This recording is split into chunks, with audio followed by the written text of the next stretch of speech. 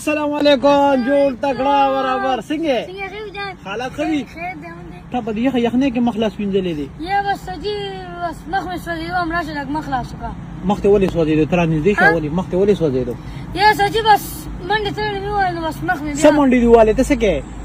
څه تا یا سجی اوس ما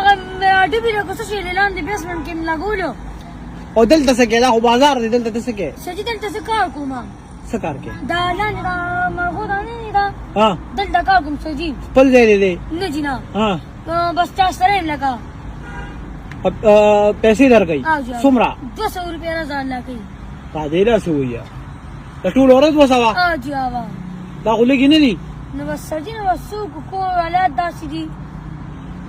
ګوره ته خو لا وړوکې ماشومې ته خپل سبق وایه پلار ته ډېر څه پرېږده به کوي یا سجی زما پلان نشته که نه زما پلار جیل کې دي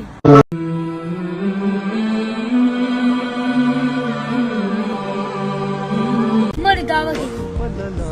چا بس مړي دعوه کړې وه د هغې په ډس کې زما پلار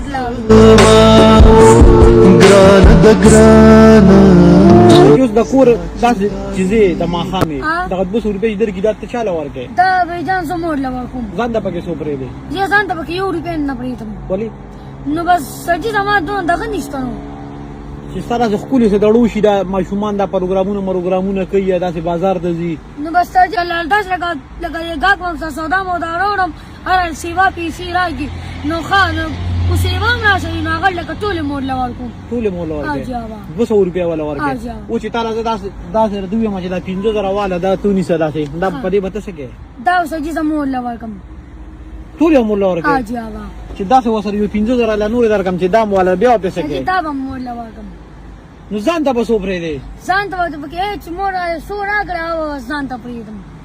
او چې مور ته وایي چې نه درکوم دله نو بیا به څه کوې چې مور ته نو سجي دا مور نه خو نور څه خواږه خو نه یې ته مور له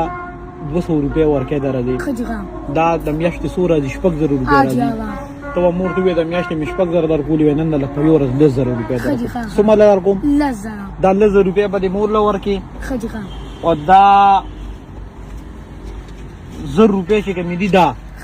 دا ستا له جیب خرچه ده دا بېبې له نه ورکړې په بېبې لپاره دغه ډېرې دي که نه دا ستا له جیب خرچه شوه په دې چې کله ته نن چوټي وکړې بس هغه ملګرو سره به چکر مکر وې ورته یې وې ټول عمر مې مزدوري کړې وې راځه نن د باندې چیرې بیرې وکړو په دې به چیرې بیرې وشي دا راته لږې ښکاري منه داسې کار وکړه دا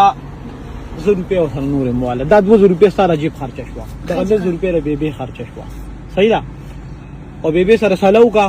خو تا له بېبې اجازت درکوي چې او ځان د سکار روان کا نو بیا به ماته ووایې او که نه نو چې دا یو ورځ ستا د بېبې په خوشحالۍ تېره شي دا زموږ دپاره نن خو به خوشحاله یي که نه لاړم نه